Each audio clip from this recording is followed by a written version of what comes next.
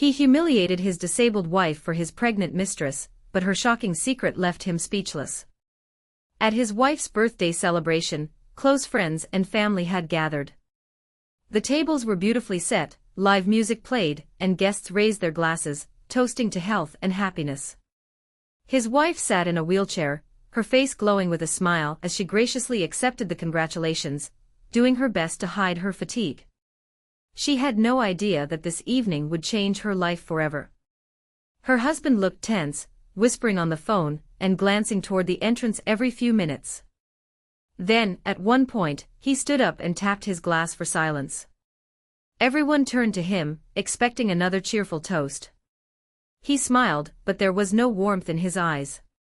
With cold determination, he said, "I have something important to announce. I can't live this lie any longer. I'm leaving my wife." The room fell into a stunned silence. Some thought it was a joke, but he went on. "I'm having a baby with another woman. I love her. We're going to be a family." Gasps rang out. His wife slowly looked up at him, her eyes showed no anger, only deep pain and disbelief. She didn't say a word.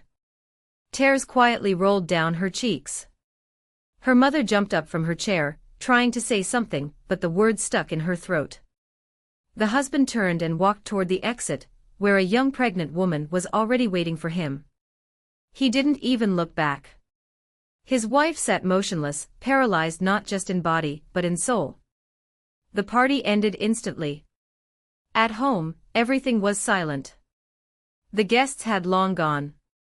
Only a dim light from the window lit the room. She sat in her wheelchair, staring into the darkness. Untouched food from the party still sat on the table. She slowly turned her head to look at the photos on the wall, their wedding, trips, happy memories. Now it all felt like a lie. She wheeled herself to the closet, opened it, and began packing her husband's belongings into a suitcase.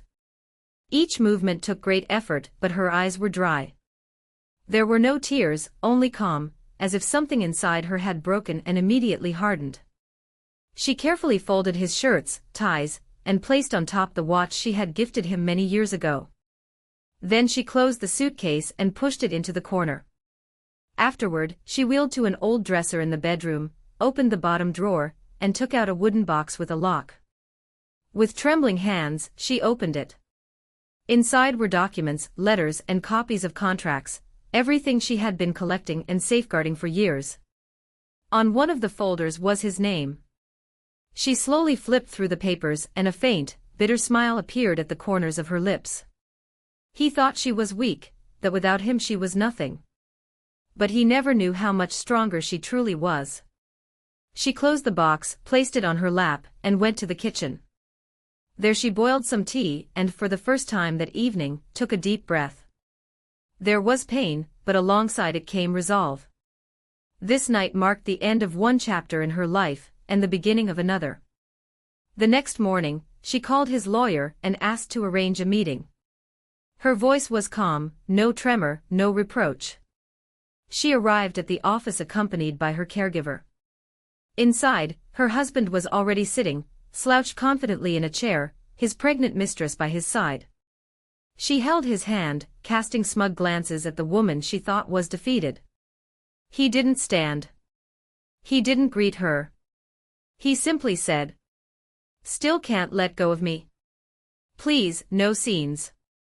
His wife nodded, didn't look at him, and handed the lawyer a thick folder of documents. At first, the husband ignored it.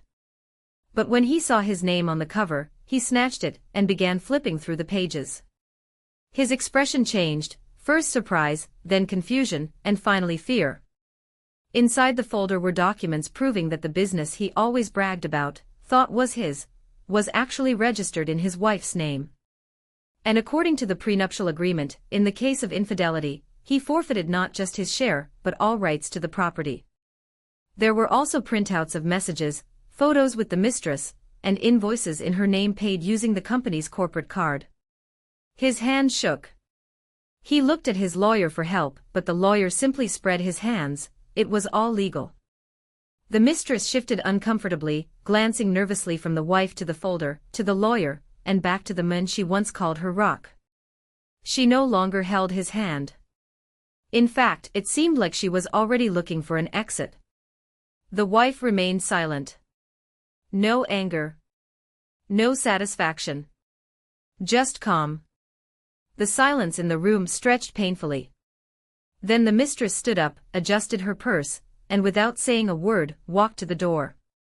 The husband tried to call out to her, but his voice failed. She didn't even look back. The door closed softly behind her. Now only three remained, the husband, the wife, and the lawyer. The husband finally looked up at his wife. There was desperation in his eyes. Pleading. Even regret.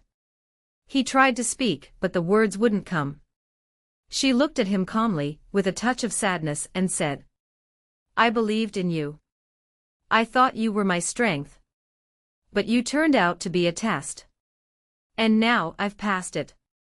He wanted to protest, but it was too late. Everything was decided. Everything was signed. His words would change nothing now.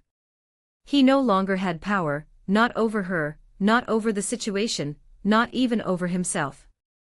The lawyer stood, gathered the documents, and quietly left the room. The wife slowly wheeled herself to the door. She stopped and without turning around said, "You didn't just lose me. You lost everything you had. And the worst part is, you chose it." She left, leaving him in silence. For the first time in his life, he understood what it meant to be truly alone.